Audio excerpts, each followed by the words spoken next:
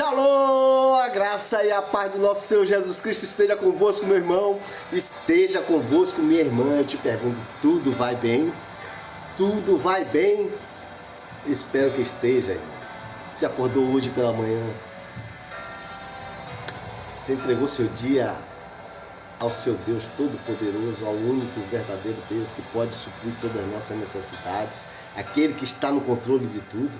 Se não fez ainda, faça, ainda dá tempo. Chama ele à existência, fala com ele, dialoga com ele. Oração é isso, é diálogo. Fala com Deus onde você estiver agora aí.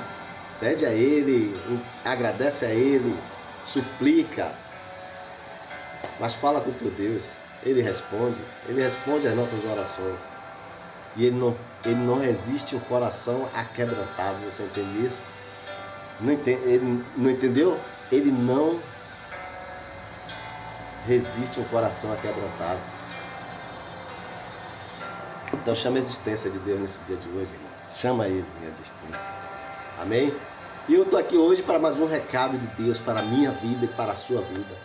E a palavra hoje, o recado que Deus nos deu, já tem, rapaz, que é um negócio sério. Essa palavra já me veio ontem pela manhã. E de ontem para cá, essa palavra foi sendo assim. Aí eu estava em aula, falou sobre isso. Eu estava conversando com outra pessoa, falou sobre isso. Então, testificando esse recado para ser liberado. E a palavra hoje é trabalho. Significa trabalho. Trabalho é o recado de Deus para a minha vida e para a sua vida hoje. E trabalho, irmãos, eu fui buscar a etimologia de trabalho. Trabalho deriva da palavra do latim. Ela vem do derivado do latim. E tem tripalho, que significa 3 paus. Esse tripalho era um instrumento de tortura com 3 estacas de madeira. E essa era uma na vertical no centro e 2 cruzadas assim. E nessas 2 estacas de X de madeira, ali era amarrado os escravos, os pobres que não poderiam pagar imposto naquela época. Você entende isso? Isso era muito comum na região europeia. E aí, o que chama a minha atenção é que naquela época, irmãos, aquelas pessoas que trabalhavam, sabe quem era? Eram aquelas que não tinham, eram destituídas de posses. Então era essas que trabalhavam. Eu não vou entrar para esse viés, se no contexto atual de hoje, fazer alguma ligação, porque não é o assunto. Mas cada um faça a sua reflexão, porque eu tenho a minha visão e tenho a minha reflexão. Mas eu não vou expor nada disso aqui, porque não convém agora, certo? Mas faça a sua reflexão, né? Porque os escravos, os pobres, né, que não podiam pagar impostos, eles sofriam essa tortura, né, no tripalho, que era aquelas 3 madeiras, os 3 paus. Então assim, quem trabalhava naquela época eram as pessoas que eram destituídas de posse. Então, irmãos, o que chama a minha atenção é isso, né? Que aí, como a gente sabe que nós fomos colonizados, né? O Brasil foi colonizado e traz muitas coisas socioculturais de tempos atrás, né, de escravidão, essas coisas todas. E a gente vê aí ainda as pessoas falar de trabalho e falar, já vai chegar segunda-feira, trabalhar segunda-feira, então fica trazendo o trabalho sempre como aquela carga pesada, aquele trabalho. Mas no Aurélio, né, no dicionário, vai dizer que trabalho é a aplicação das forças, esforço e faculdades humanas para alcançar um determinado fim, né, um objetivo. E já no hebraico, eu fui procurar ver, a palavra é avodá. Avodá significa trabalho, adoração. Aí você vê como é totalmente diferente, né? E aí a gente vê que eu posso fazer uma ligação, que a nossa hoje base, o nosso instrumento, o nosso guia, a nossa bússola é a Bíblia. Para mim, para aqueles que creem, é a Bíblia. Então a Bíblia, ela dá todo o contexto, dá tudo o que a gente precisa para a gente poder viver.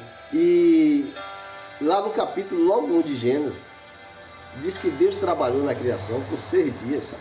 Deus trabalhou na criação por 6 dias.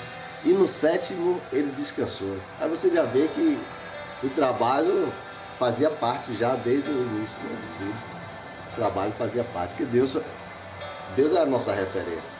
Deus está em primeiro lugar de tudo. Se ele trabalhou 6 dias e no 7º descansou, a gente tem que seguir esse exemplo, você entende?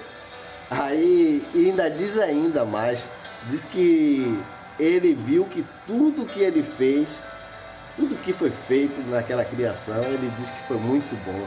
E ele se alegrou. Ele se alegrou com o resultado do seu trabalho. Você entende que muitas vezes a gente, para adquirir algumas coisas que nós sonhamos, né, nós precisamos trabalhar e pode trazer essa alegria, né? Agora precisa de quê? Do trabalho e do descanso, né? O descanso faz parte. A gente não pode ficar só trabalhando. É isso que Deus queria nos ensinar. Que tem o dia de trabalho, mas tem o dia de descanso. E tanto também que em Gênesis 3,19, Deus disse para Adão que após a queda, né, quando Adão caiu, né, no pecado, ele diz assim: no suor do teu rosto comerás o teu pão. Então ali já está dizendo que você tem que trabalhar, entendeu? Começa tudo aí. Olha, Adão, agora você tem que trabalhar. Do suor do teu rosto você vai sustentar sua mulher, Eva, você vai suprir suas necessidades. Agora você tem que trabalhar, você tem que sustentar, você tem que, para concluir, para ter os seus objetivos, para você firmar, você tem que trabalhar. E você entende? E Deus foi esse exemplo. Então, a gente já entende que o trabalho, através da palavra daqueles que creem, que é inerente ao ser humano, né? Faz parte do ser humano, mas que é necessário existir o descanso. Entenda isso. Porque, irmãos, a gente não pode se sobrecarregar. A gente não pode se sobrecarregar se não vem o cansaço. E o cansaço vem. Mas o cansaço, quando a gente tira esse descanso, mesmo a gente no normal, nos 6 dias como Deus trabalhou e no 7º a gente tirou descanso, aquele dia de descanso, se a gente trabalha, a gente se sente um pouco cansado, nesse dia de descanso a gente pode aliviar o cansaço em quê? Uma boa noite de sono, uma viagem, uma folga boa, tem o tempo das férias também, tudo isso traz alívio. Mas quando chega, a gente sobrecarrega, porque muitas vezes o que acontece no dia de hoje, que eu quero trazer para você, é que nós começamos a trabalhar e às vezes tem outras pessoas que não trabalham. Não trabalham e aí a gente começa a fazer o trabalho dela também, entendeu? Você está entendendo o que eu quero falar? E há uma sobrecarga.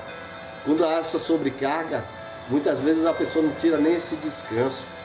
Não está tirando o descanso, está trabalhando seguidamente para suprir o trabalho e a necessidade de outro. Você entende isso?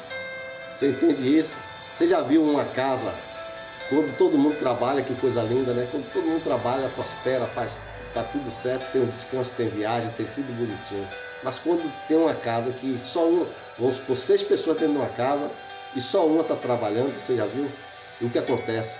Sobrecarrega para aquela ali, porque ela tem que botar o pão para todo mundo comer. Ela tem que trabalhar muito mais do que ela trabalha, fazer hora extra, fazer tudo para poder não ficar faltando, passar necessidade. E aí, para suprir toda a necessidade, não só dela, mas de todos, aí sobrecarrega. Então, irmãos, a gente sabe, mas quando a gente vive nessa forma de trabalho sobrecarregado, acaba o que acontecendo, que é a fadiga. Porque a fadiga é além do cansaço. Porque o cansaço a gente resolve, o cansaço normal a gente resolve no descanso. Mas quando a gente passa desse limite, que a gente sobrecarrega, que a gente entra na fadiga, aí não resolve não. Porque muitas vezes, além dessa fadiga, esse trabalho pode ser mental, esse trabalho pode ser espiritual, esse trabalho pode ser uma carga mental que você além de você ter suas lutas, os seus problemas, aí você vai se sobrecarregar com as lutas e os problemas da outra pessoa. Você está entendendo o que eu estou falando?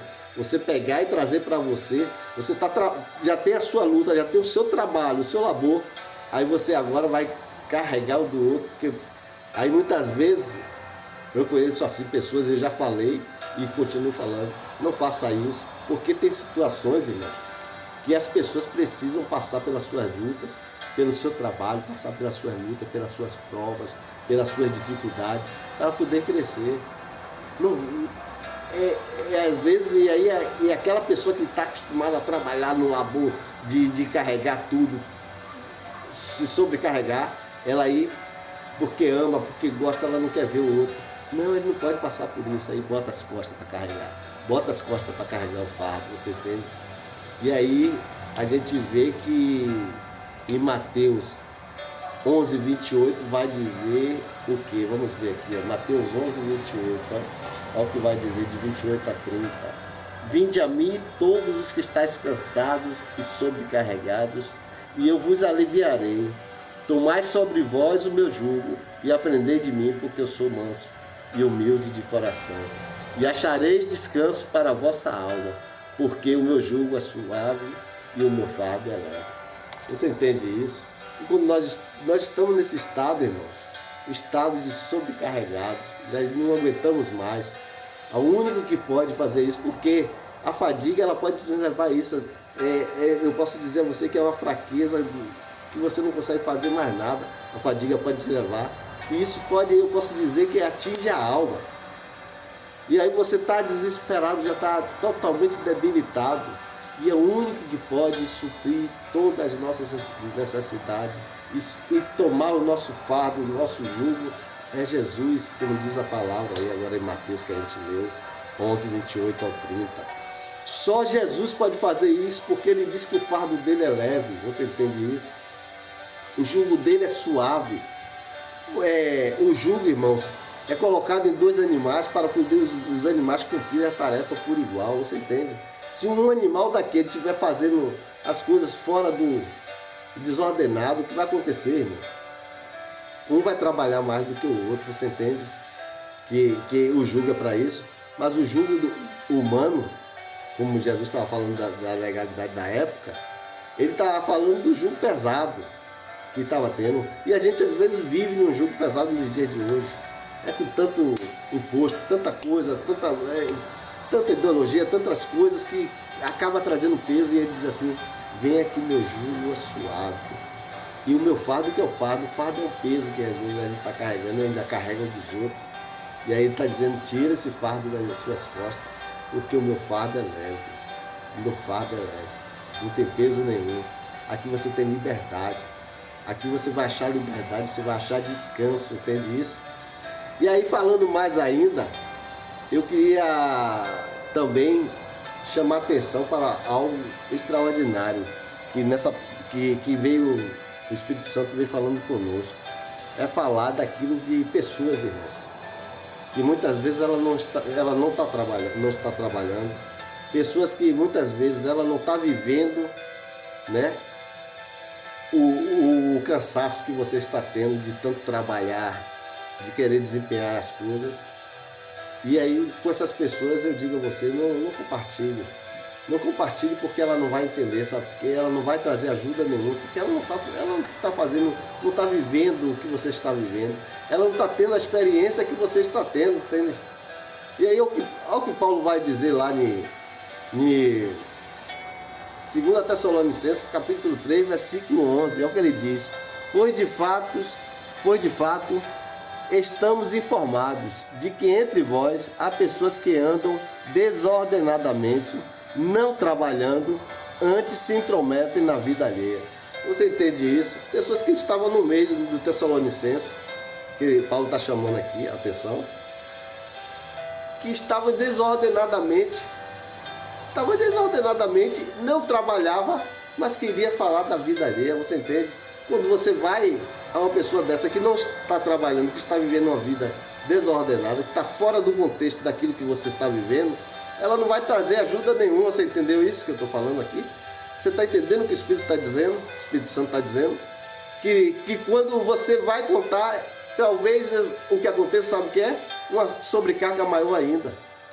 Porque não vai entender e vai criticar e vai trazer outras coisas, porque só quem pode falar é quem está trabalhando, é quem está vivendo, é quem está vivendo na mesma luta, é quem está com a mesma experiência do que está passando, entendeu?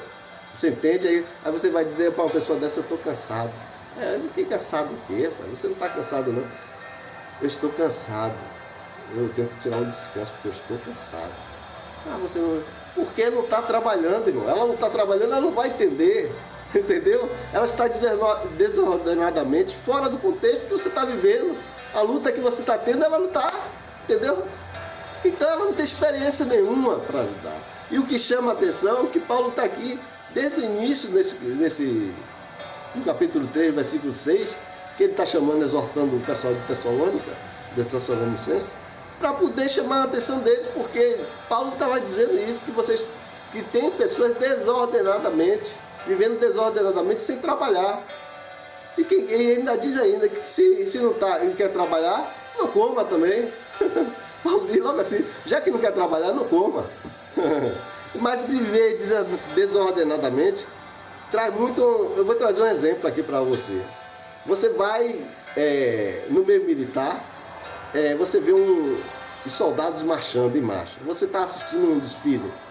Você vê lá que eles estão todos marchando, né? Você acha bonito, você acha lindo, porque está todo mundo ali fazendo aquela, seguindo uma linha, né? Todo mundo certinho, todo mundo fazendo os movimentos corretos. Mas se uma daquelas pessoas, um só, no meio de centenas, tiver um só, e ele fizer algo desordenado, que é andar fora da linha no sentido de movimentos, de passadas, de tudo isso, ele sair daquele,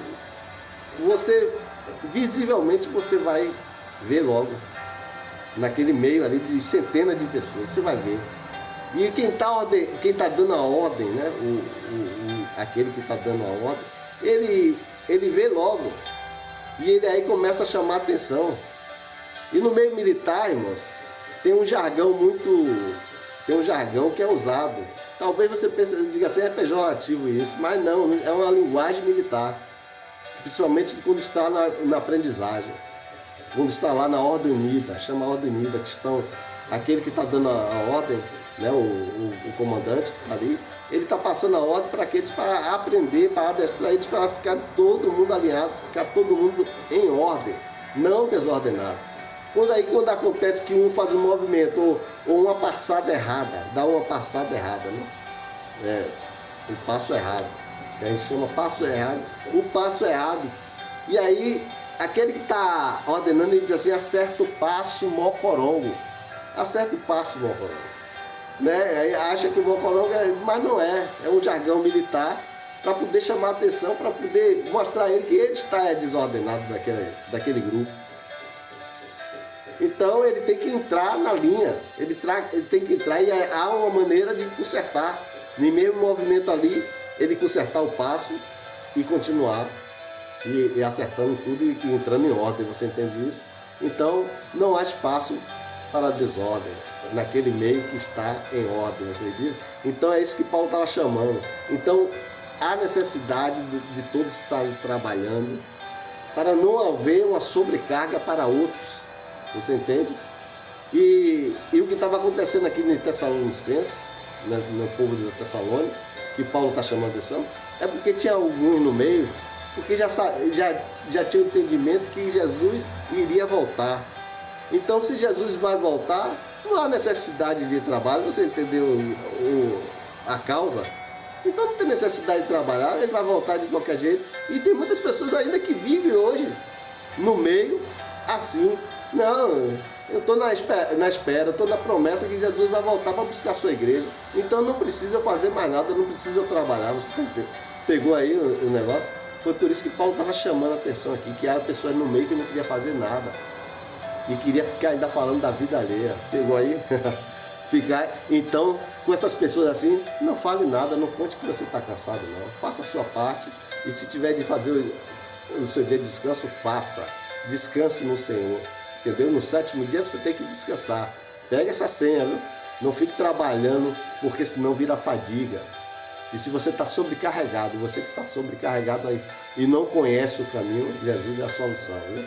Venha que o jugo dele é suave e o fardo é leve. Pega recado de Deus para a sua vida e para a minha vida. Vai, beijão. Jesus te abençoe nesse dia de hoje.